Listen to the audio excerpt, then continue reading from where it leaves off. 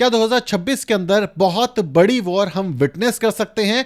ये जो ऑयल को लेकर के 500% टैरिफ हम पे लगाने की बात हो रही है, एक्चुअली हम जो ऑयल रशिया से खरीदते हैं उसका मेजर बेनिफिट किसको होता है?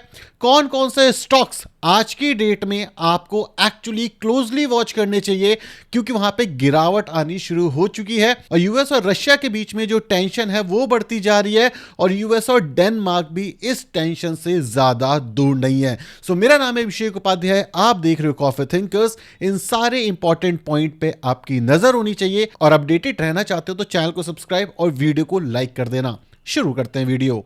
रशियन फॉरेन मिनिस्टर ने यह अक्यूज किया है कि यूनाइटेड स्टेट ने अनलॉफुल एक्शन लिया है रशियन फ्लैग ऑयल टैंकर पे। तो बेसिकली हो क्या रहा है, जब से यूएस ने वेनेजुएला के ऊपर कब्जा किया है तब से वो रशिया के जो ऑयल टैंकर है उसके ऊपर हमला कर रहा है। और एक ऑयल टैंकर जिसका कोई नाम नहीं था, कोई फ्लैग नहीं था, वो वेनेजुएला के पोर्ट पे आता है और उसके बाद जब वेनेजुएला के पोर्ट से वो निकल रहा होता है तो वो रशियन फ्लैग ऑन कर देता है, मतलब वो रशिया का ऑयल टैंकर है। 15 से 20 दिन चेस करने के बाद जब यूएस मिलिट्री उसको कैप्चर करती है तब वो ये कहता है कि भाई मैं रशिया का शिप हूं और मैं यहां से ऑयल लेके जा रहा हूं। अब यूएस मिलिट्री ये कहती है कि तू यहां से वेनेजुएला का ऑयल लेकर के जा रहा है, जो कि सही नहीं है। यूएस खुद $2 बिलियन के एक्सपोर्ट वेनेजुएला से करना चाहता है इन टर्म्स ऑफ ऑयल, लेकिन कोई दूसरा कर रहा है तो यहां पे दिक्कत है। अब ये जो शिप है इसको कैप्चर तो कर लिया, लेकिन यहां पे जो रशिया है उसने वार्न कर दिया है कि अगर ये शिप टाइम से आपने नहीं छोड़ी तो आपके और मेरे बीच में जंग हो सकती है। मतलब नेवी वॉर यूएस और रशिया के बीच में देखने को मिल सकती है। और रशिया ने यह भी वार्न करा है कि ये जो जंग है ये न्यूक्लियर तक जा सकती है और ये दोनों न्यूक वाले देश है। तो एक बहुत बड़ी टेंशन पूरी दुनिया में इस समय पे देखने को मिल रही है। लेकिन जो यूएसए है वो यहां तक भी नहीं रुकता, वो रशिया को तो पोक करता ही है, जिसके बाद रशिया यूक्रेन के ऊपर दे दनादन मिसाइल भेजता है और एक मिसाइल तो वो पोलैंड के बॉर्डर के पास फोड़ता है। जो पोलैंड और यूक्रेन का बॉर्डर होता है एकदम क्लोज, वहां पे फोड़ देता है। लेकिन यहां पर भी जो यूएस है वो नहीं रुकता, यहां पर भी उसकी जो आग है वो शांत नहीं होती। वो कहता है कि मुझे ग्रीनलैंड चाहिए, जो कि सपोर्ट कर रहा है डेनमार्क। मतलब जो डेनमार्क है वो ग्रीनलैंड को सपोर्ट करता है। ग्रीनलैंड के पास अपनी करेंसी है, उसका खुद का प्रेसिडेंट है, लेकिन जो डेनमार्क है वो उसको 50% पैसा देता है, जो भी उनकी ओवरऑल जीडीपी होती है।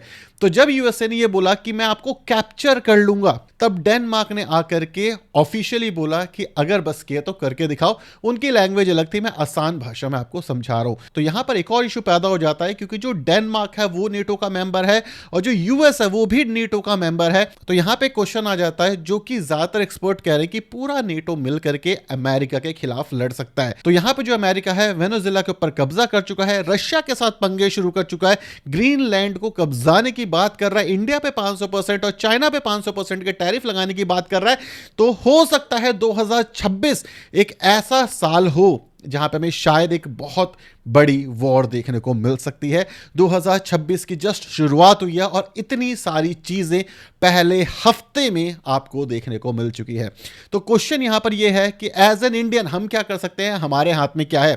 फन फैक्ट आपको बताता हूं, ये जो बिल लेकर के आ रहे हैं और अप्रूवल के लिए जाने वाला है, जहां पे बात हो रही है 500% टैरिफ की, वहां पे 500% टैरिफ एट लीस्ट है, मतलब मिनिमम 500% टैरिफ। ये 500% की जगह 5000% भी हो सकता, तो मिनिमम 500% है, जो आपको कहीं भी न्यूज और मीडिया में नहीं दिखेगा जब तक आप इसका पूरा आर्टिकल नहीं पढ़ोगे, जो कि 15 से 20% का। अगर पढ़ना चाहते हो तो आर्टिकल का लिंक दे दूंगा, जहां पर आप चैट जीपीटी पे जाओ और क्वेश्चन पूछ करके आसानी से निकाल सकते हो खुद भी।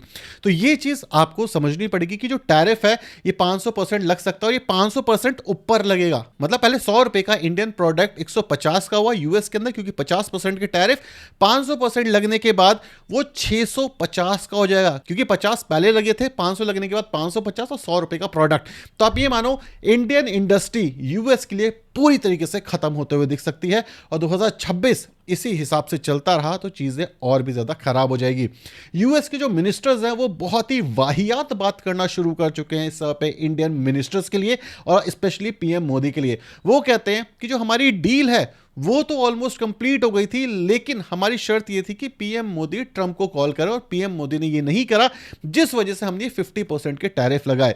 यूएस इस समय पे दोगलापंती कर रहा है। वो चाहता है कि इंडिया के इंटरनल मैटर्स खराब हो जाए, इंटरनली इंडिया को डैमेज किया जाए, सरकार को पलट किया जाए। और ये जो ट्रंप है, ये शायद पहली बार इंडिया के साथ नहीं कर रहा, इसने अलग अलग नेशंस के साथ सेम बातें करी हैं। कभी कहता है मोदी जी अच्छे हैं, मेरे बहुत अच्छे मित्र हैं, फिर कहता है 500% टैरिफ लगा देते हैं, फिर कहते हैं मोदी जी ने बोला can I call you sir, can I come sir, उसके बाद कहता है कि लो आपके ऊपर 500% का टैरिफ। तो जो ट्रंप है उसके ऊपर पूरी तरीके से विश्वास नहीं किया जा सकता। तो एज एन इंडियन आप इस समय पे सिर्फ एक काम कर सकते हो कि अपनी सरकार का पूरा साथ दो, क्योंकि अगर सरकार पलट करने की कोशिश की जा रही है इंडिया के अंदर, तो आप ये मानो ये आपके लिए भी अच्छा नहीं है, ये हमारे लिए भी अच्छा नहीं है, दुनिया में किसी के लिए अच्छा नहीं होने वाला। क्योंकि कोई भी अगर नई सरकार आती है तो वो वीक सरकार होगी, और वो सरकार जो ट्रंप है उसकी कठपुतली बन करके रह जाएगी। यहां पे बात कांग्रेस और बीजेपी की तो बची ही नहीं है, यहां पे बात बची है सिर्फ इंडिया की। मैं ये कहता हूं कि बीजेपी में 100 खराबियां होंगी, लेकिन अगर सरकार पलटती है तो हमारी इकोनॉमी और हमारे स्टॉक मार्केट ये दोनों बर्बाद होते हुए देख सकते हैं। अब यहां पे क्वेश्चन होना चाहिए कि 4 साल हो गए रशिया और यूक्रेन को लड़ते हुए। स्टार्टिंग में रशिया करीब करीब $35 के आसपास पर बैरल डिस्काउंट दे रहा था, आज की डेट में $6 पर बैरल डिस्काउंट दे रहा है। ये डिस्काउंट किसके पास जा रहा है? मुझे लास्ट 5 साल में ऑयल प्राइसेस कम होते हुए नहीं दिखे। अगर आपको दिखे तो आप मुझे जरूर बताना। ये जो डिस्काउंट आया ये एक्चुअली किसने कमाया? ये इंडियन गवर्नमेंट ने कमाया। ये इंडियन गवर्नमेंट की जो कंपनीज है उन्हें ना कमाया, कुछ प्राइवेट प्लेयर ने कमाया। एक अमेजिंग डेटा मैं दिखाता हूं आपको। अगर आप इंडियन ऑयल कॉर्पोरेशन को देखोगे तो यहां पे एक मैसिव गिरावट देखने को मिल रही है जब से 500% टैरिफ की बात हुई है और जब से इन्होंने कम करा है ऑयल खरीदना रशिया से। यहां पे ईयर ऑन ईयर लेवल पे आप टॉप लाइन देखो, क्या टॉप लाइन के अंदर कोई ग्रोथ दिख रही है? ये रहा ईयर ऑन ईयर का, कोई ग्रोथ दिख रही है? नहीं, रेवेन्यू फ्लैट है, कोई रेवेन्यू में ग्रोथ नहीं आई है। लेकिन आप बॉटम लाइन देखो, बॉटम लाइन में all of the sudden growth आ गई है। 2024 में आई, फिर 2023 में आई। इससे पहले आप देखो कोई भी ऐसा खास ग्रोथ नहीं थी, उसके बाद एकदम से ग्रोथ आ गई क्योंकि इनके जो ऑपरेटिंग प्रॉफिट मार्जिन है ये आपको बढ़ते हुए दिख गए हैं। और सेम चीज आप रिलायंस के साथ देख सकते हो, सेम चीज आप अलग अलग कंपनीज के साथ देख सकते हो, कोल इंडिया के साथ देख सकते हो। इनके रेवेन्यू नहीं बढ़े, इनके प्रॉफिट बढ़ गए। मतलब बेच ये ज्यादा नहीं पा रहे, लेकिन ऑपरेटिंग प्रॉफिट मार्जिन का बेनिफिट इन कंपनियों को हुआ है, लेकिन आपको और मुझे नहीं हुआ। लेकिन यहां पे जो इन्फ्लेशन आ रहा है या जो ये लड़ाई झगड़ा बन रहा है, 500% का टैरिफ है, एक आम इन्वेस्टर को झेलना पड़ रहा है। इसी के साथ साथ जो हमारे एक्सपोर्ट्स हैं, चाहे आप गोकुल दास की बात कर लो, चाहे आप हमारे फार्मास्यूटिकल की बात कर लो, चाहे हमारी अरविंद जो टेक्सटाइल कंपनी है उसकी बात कर लो, 40% ये सारे के सारे स्टॉक गिरे हैं। और अभी भी कोई उम्मीद नहीं लग रही कि ये स्टॉक्स जो हैं बहुत जल्दी रिकवर करते हुए दिखेंगे, क्योंकि ये हैवीली डिपेंडेंट है यूएस के ऊपर। और ये कंपनीज ऑलमोस्ट बैंकरप्सी के कगार पे आ जाएगी अगर 500% तक का टैरिफ इंडिया के ऊपर लग जाता है। और चीजें यहां तक भी ठीक थी जब सरकार ने अपनी तिजोरी भर ली। हमारा जो मेजर पैसा, जहां पे हमें रिबेट मिलना चाहिए था क्योंकि सस्ता क्रूड ऑयल आ रहा था, लेकिन यहां पे वो पैसा कहां जाता है? श्री ग्रुप जैसे स्कैमर्स के पास, जहां पे पीएनबी ने अच्छा खासा अपना पैसा बढ़ाया, एनपीए बन गए उसके। 2000 करोड़ से ज्यादा का स्कैम हुआ है, चाहे उसमें पीएनबी ले लो, चाहे आप एसबीआई ले लो, ये सारी की सारी कंपनीज वहां पे इन्वॉल्व हैं। ये सारा का सारा पैसा जो सरकार ने कमाया ये उस स्कैमर्स के पास चला गया। क्यों? क्योंकि जो पीएनबी है उसको तो बंद होने नहीं दे सकते। और चीजें यहां पर भी नहीं रुकती। अगर हम बात करें रुपया की तो ये 90 हो चुका है और 100 पार होने की पूरी उम्मीद दिखाई जा रही है इस समय पे। और इंडिया के अंदर एफआईआई दबा करके बेच रहे हैं। इवन इंडियन रिटेल इन्वेस्टर, एक रिसेंट डेटा आया, इंडियन रिटेल इन्वेस्टर भी अब बाहर देश में इन्वेस्ट करना शुरू कर चुका है। अगर हम ये सोचें कि क्या ये डीप करेक्शन में कन्वर्ट हो सकता है, मुझे ऐसा नहीं लगता टू बी फ्रैंक कि डीप करेक्शन में कन्वर्ट हो सकता है।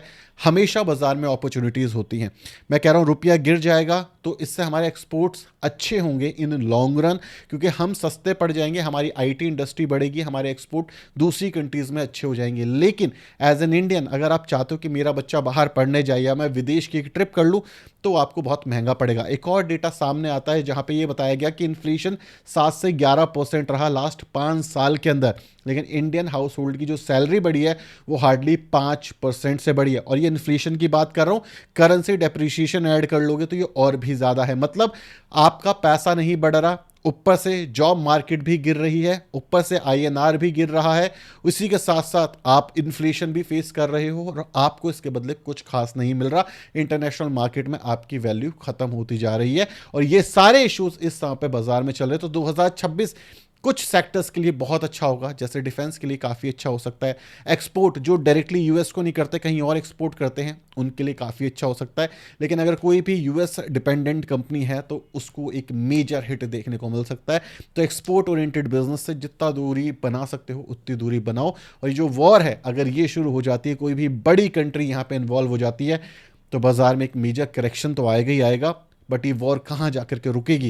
क्या ये वर्ल्ड वॉर 3 तो नहीं हो जाएगा? क्या ये न्यूक्लियर वॉर में तो कन्वर्ट नहीं हो जाएगा? इसका डर 2026 में बना रहेगा, क्योंकि जिस हिसाब से शक्तियां ट्रंप को मिली हुई हैं और जो हरकतें वो कर रहा है, वो एक्चुअली दुनिया के लिए सही नहीं है। और इंडिया सिर्फ यहाँ पे गेहूं में घुन की तरह पिसेगा। इवन मैं इंडिया की क्यों बात कर रहा हूँ, यहाँ पे मैं पूरी दुनिया की बात कर रहा हूँ, अगर न्यूक्लियर हमला हो जाता है तो।